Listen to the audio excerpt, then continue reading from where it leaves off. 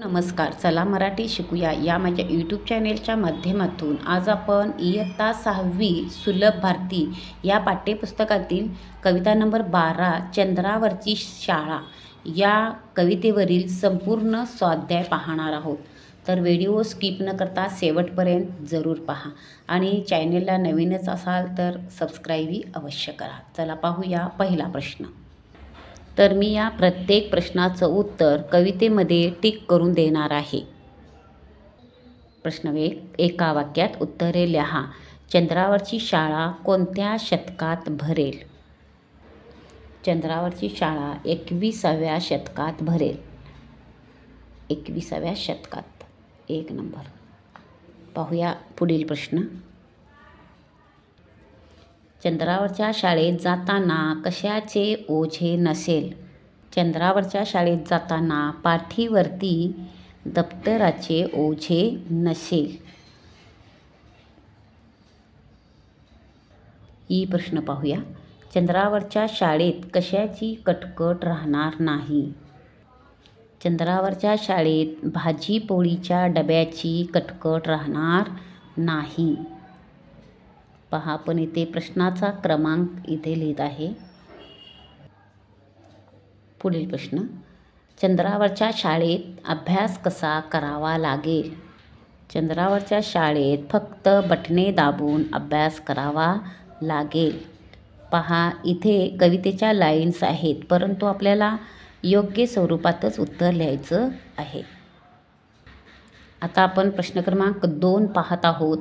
2-3 वाक्यात उत्तरे लिहा. याचे उत्तर थोडे मोठे होईल. चंद्रावरच्या शाळेत पास केव्हा केले जाते? या कवितेच्या ओळी आहे तशा न लिहिता आपल्या भाषेत उत्तरे लिहायचे आहे. पाहूया. चंद्रावरच्या शाळेत दप्तर न्यावे लागत नाही. केवळ बटणे दाबूनच अभ्यास केला जातो.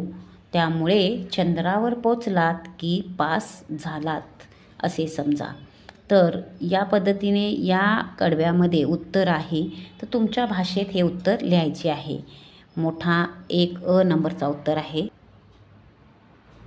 2 अचं हे उत्तर राहील आणि तेही तुमच्या भाषेत लिहा. हा प्रश्न पाहूया. चंद्रावरच्या शाळेत चांदण्यांशीच का खेळावे लागणार आहे? पहा, या स्टँजामध्ये आपल्याला हे उत्तर मिळून जाईल. पाहूया कसे उत्तर लिहिता येईल. तर चंद्रावरच्या शाळेत पीटीच्या तासाला सगळे तरंगत राहणार. इतर शिवाय कुठलाही खेळ नसल्यामुळे आभाळातल्या चांदण्याशीच खेळावे लागणार आहे. तर हा 2 आचा उत्तर आहे. आता त्या पुढील प्रश्न पाहूया. योग्य कारण शोधा. चंद्रावरच्या शाळेत जाताना ऑक्सिजनचा सिलेंडर न्यावा लागेल कारण इथे पर्याय दिलेले आहेत. यापैकी योग्य पर्याय कोणता हे निवडायचा आहे. तर यापैकी दुसरा पर्याय योग्य आहे. चंद्रावरती प्राणवायूचे प्रमाण कमी असल्यामुळे सिलेंडर न्यावा लागेल. दुसरा पाहूया प्रश्न. चंद्रावर एक उडी मारताच तरंगत राहतात कारण पहा, यापैकी 3 पर्याय आहेत. इथे तिसरा पर्याय योग्य आहे कारण चंद्रावर गेल्यावर गुरुत्वाकर्षण कमी होते म्हणून तिथे एक उडी मारताच तरंगत राहतात. तर अशा पद्धतीने आपण 3 प्रश्न पाहिलेले आहेत. आता पुढील प्रश्न पाहूया. पुढील शेवटचे अक्षर समान असणारे कवितेतील शब्द शोधा. याला रायमिंग वर्ड किंवा यमक जुळणारे शब्द असे म्हणतात. उदाहरणार्थ भरेल, नसेल आणि पुढील शब्द आपण कवितेमध्ये पाहणार आहोत. लययुक्त शब्द असेही यांना म्हटले जाते. पहा, शेवटचे अक्षर समान असणारे शब्द. भरेल, नसेल, मुले, खुले, पाठीवरती, वरती, कटकट, पटपट, पहाल, राहाल, अभ्यास, पास, शाळा, खेळा अशी भरपूर आपल्याला रायमिंग वर्ड इथे मिळत आहेत. यालाच शेवटचे अक्षर समान असणारे शब्द म्हणतात. 5वा प्रश्न पाहूया. पटपट यासारखे शब्द लिहा. आता हे तुमच्या मनात तुम्ही लिहू शकता. उदाहरणार्थ पटपट, वटवट, चटचट, भरपूर असे शब्द तुम्ही लिहू शकता. खटखट, झटझट. पुढील प्रश्न पाहूया. कवितेत आलेले इंग्रजी शब्द शोधून लिहा.